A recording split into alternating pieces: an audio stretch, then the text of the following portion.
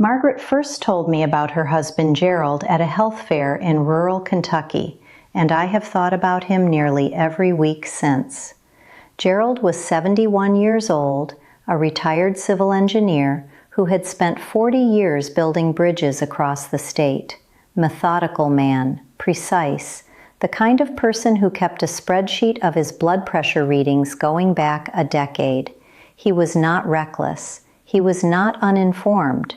He was, by every reasonable measure, doing exactly what a careful, health-conscious person his age was supposed to do. Every night before bed, Gerald took a small white tablet from a bottle he had kept on his nightstand for 6 years. He had started it on his own after reading about heart health online. His doctor knew about it. Nobody said stop. It seemed harmless. It was available at any pharmacy, no prescription needed, and the bottle had the word support on the label right next to a little red heart. He took it the way most people take something that has become habit, without thinking, because it had always been fine. The morning Margaret found him on the bathroom floor, she assumed he had slipped. He had not slipped. Gerald was having a stroke. And when they got to the hospital and the attending physician reviewed his medication list and his labs and the results of the imaging, she pulled Margaret aside and said something that stopped the whole world. She told her that what Gerald had been taking every night, the thing he believed was protecting his heart, had very likely contributed to the event that was now threatening to take his independence, his memory, and the last chapter of his life. Margaret looked at me at that health fair and said, "Nobody ever told us it could do that. Not one person." I am Whitney, and I am a physician who has spent years working with adults in this exact age group. The people who do the reading, take the supplements, follow the guidelines, show up to their appointments, and still get blindsided. Because the system moves fast. Your doctor has 11 minutes with you on a good day. And there is an entire category of things that are almost never discussed in those 11 minutes. Things you are doing right now, tonight, that your body is quietly responding to in ways that will only become visible when something goes wrong. That is exactly why this channel exists. Not to frighten you, not to make you distrust every bottle in your medicine cabinet, but to give you the kind of specific, credentialed, plain English information that your appointment ran out of time to cover. I want to be your brilliant friend who also went to medical school and is finally telling you what you deserve to know. Today we are talking about something I call the nighttime health paradox, and it is this.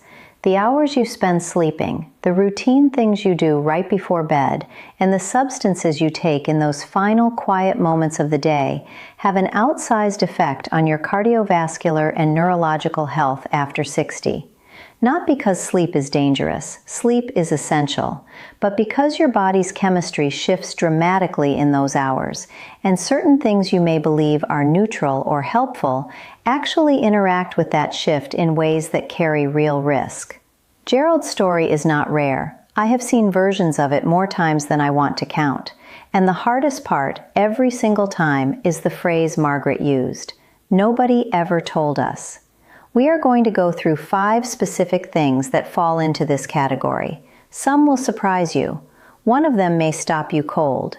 And by the end of this video, I am going to give you a concrete, simple framework you can use tonight, not someday, tonight to protect yourself. Before we go any further, I want to ask you something. Drop a comment below and tell me where you are watching from. I have viewers from all across North America, and I love knowing who is in this community with us. Tell me your city or your state, and let me know if you have ever taken something long-term without fully understanding what it was doing inside your body. Stay with me, because what comes next is the part most people never find out. Let's start with the first thing on this list, and I want you to stay with me here because this one is going to feel familiar. In fact, there is a good chance you have this in your home right now. Maybe in that same nightstand drawer.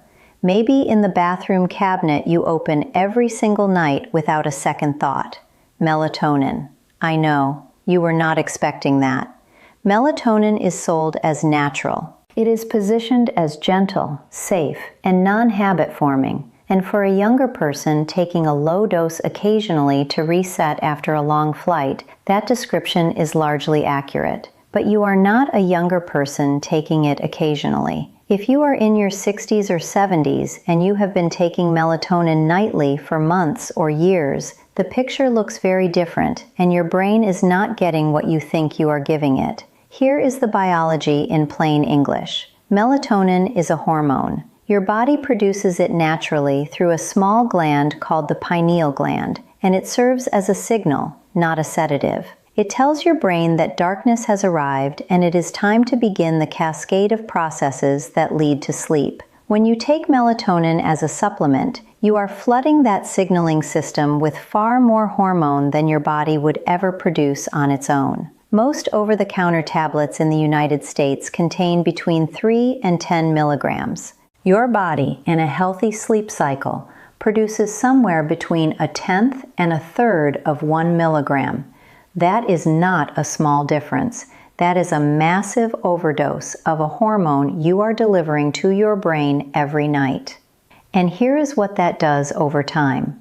A 2020 analysis published in the Journal of Clinical Sleep Medicine raised significant concerns about the long-term effects of high-dose melatonin supplementation in older adults, specifically around the way it suppresses your body's own natural production. When you supply a hormone from the outside, the system that makes it internally begins to downregulate. It produces less, so you need more to feel the same effect.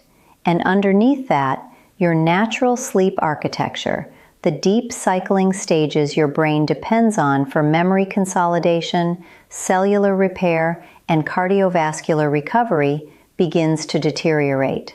I had a patient in her late 60s, a retired librarian from outside Asheville, who came to me because she had been waking up every night between 2 and 4 in the morning, feeling her heart racing. She had already been to cardiology, nothing structural. Nobody had asked her one specific question, which was how much melatonin she was taking and for how long. The answer was 10 milligrams every night for 4 years. We worked together to taper it very slowly, and within 6 weeks her nighttime heart episodes had resolved almost entirely. If you are taking melatonin, please do not stop abruptly without talking to your doctor first, but do have that conversation.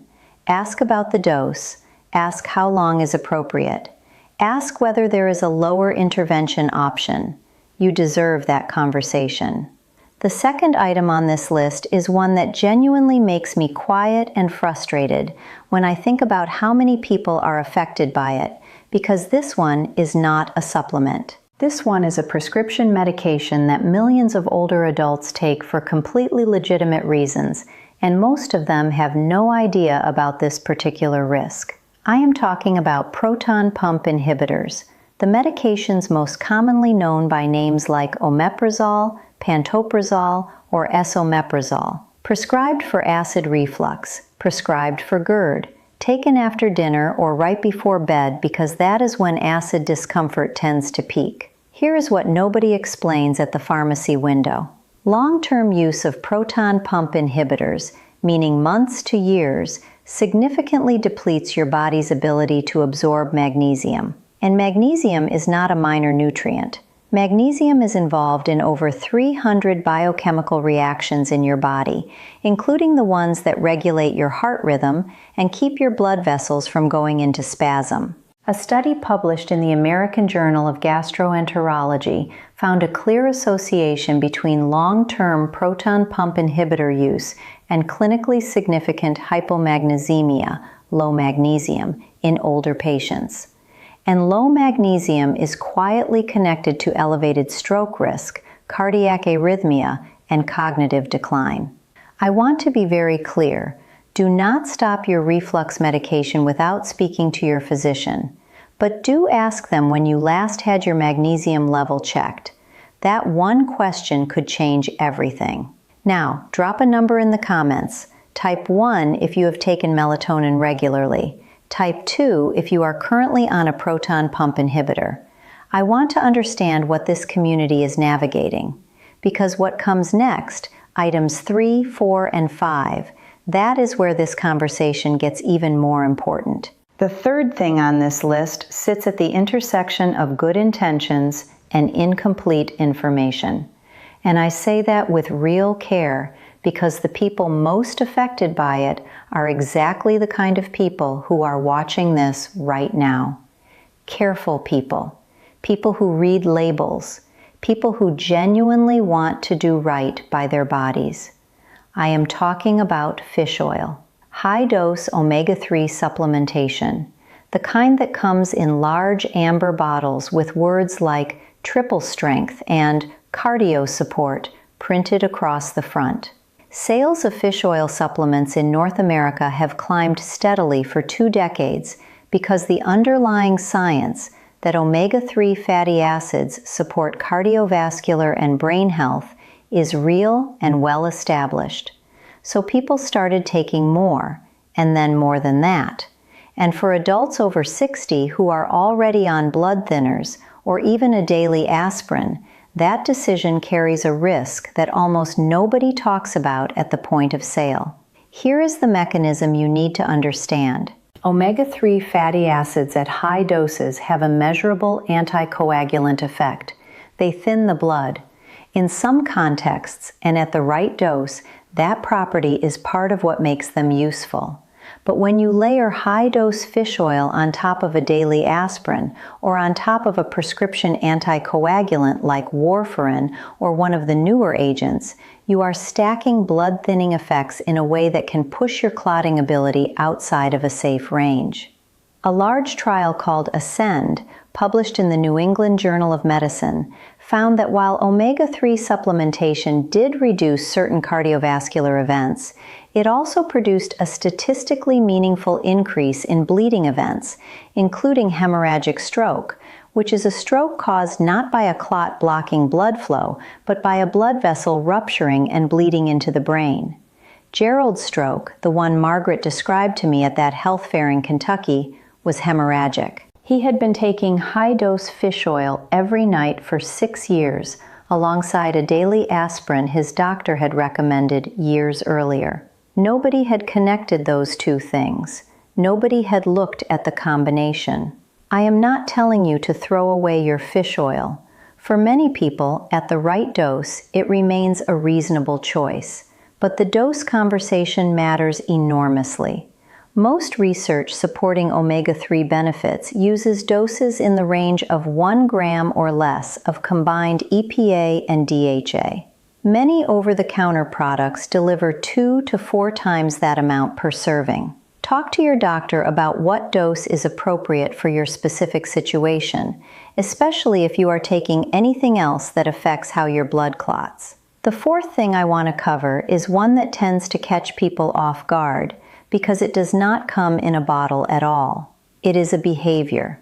A nightly ritual that somewhere along the way got rebranded as self-care, as rest, as something you have earned after a long life of hard work. A glass of wine before bed, or 2. I want to be very clear that I am not here to moralize about alcohol. Adults make their own choices, and I respect that completely. But I do want to give you the information your doctor may not have had time to walk through, because alcohol and the aging brain have a relationship that changes significantly after 60, and most of the public messaging around moderate drinking was built on research populations that skewed younger and male. Here is what happens physiologically. Alcohol is metabolized more slowly as you age.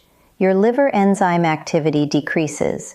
Your body water percentage drops, which means the same amount of alcohol produces a higher blood concentration in an older body than it would in a younger one. And at the neurological level, alcohol suppresses REM sleep. You may fall asleep faster.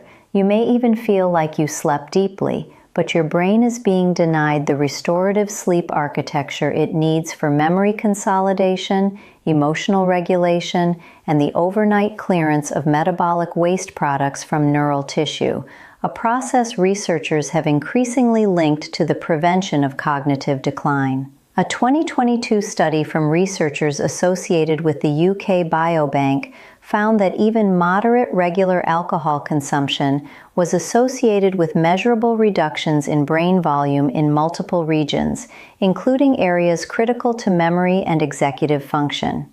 You have worked hard for your mind. That matters. And now I need to tell you about the fifth thing on this list, because this one stopped my own patience cold when I explained it. This is the one almost nobody sees coming. It involves something you were almost certainly told is good for your heart, something with decades of medical endorsement behind it, something you may have taken without question for years because your doctor recommended it and everything you read confirmed it was the right call. What I am about to tell you does not mean that recommendation was wrong, but it means the recommendation was incomplete. And for some of you, that missing piece is the most important thing you will hear this week. Stay with me, we are almost there. The fifth thing is aspirin, daily low-dose aspirin. And before you close this video, I need you to hear me out completely, because this is not a simple story and it is not a scare story. It is a story about how medicine evolves and how that evolution does not always reach the people it most affects in time to matter. For decades, daily low-dose aspirin was one of the most widely recommended preventive strategies in cardiovascular medicine. The logic was sound and the intention was good. Aspirin reduces platelet clumping. It makes your blood less likely to form the kind of clot that causes a heart attack or an ischemic stroke. For people who had already had a cardiac event, the benefit was clear and the recommendation was strong. But somewhere along the way, that recommendation spread. It became cultural. It became the thing you just did if you were over 60 and health conscious. Millions of people started taking it on their own, or kept taking it long after the conversation that started it had been forgotten. Then the evidence shifted. A landmark trial called Aspirin, the Aspirin in Reducing Events in the Elderly trial, enrolled nearly 20,000 adults aged 70 and older across the United States and Australia who had no prior cardiovascular events. These were healthy older adults doing what Gerald did, taking a daily aspirin because it seemed like the careful thing to do. The results, published in the New England Journal of Medicine in 2018, were striking. In this population, daily aspirin did not significantly reduce the rate of cardiovascular events, but it did significantly increase the rate of major bleeding, including bleeding in the brain. And in one of the most sobering findings of that entire study, the aspirin group showed a higher rate of all-cause mortality than the placebo group, driven in part by cancer-related deaths, a finding that researchers are still working to fully understand. This is the part that changes everything. If you started taking daily aspirin on your own, without a specific medical indication, or if you have been taking it for so long that neither you nor your doctor has revisited that decision recently, that conversation is overdue. Not because aspirin is evil, not because the doctors who once recommended it were wrong with the information they had, but because the information has changed, and you deserve to be updated. Here is what I need you to hear now. Everything we have talked about today, the melatonin flooding your hormone system, the proton pump inhibitors quietly draining your magnesium, the high-dose fish oil stacking against your blood thinner, the nightly wine reshaping your brain architecture, the aspirin whose risk profile has shifted with age, none of these things are your fault. You were doing what informed, careful people do.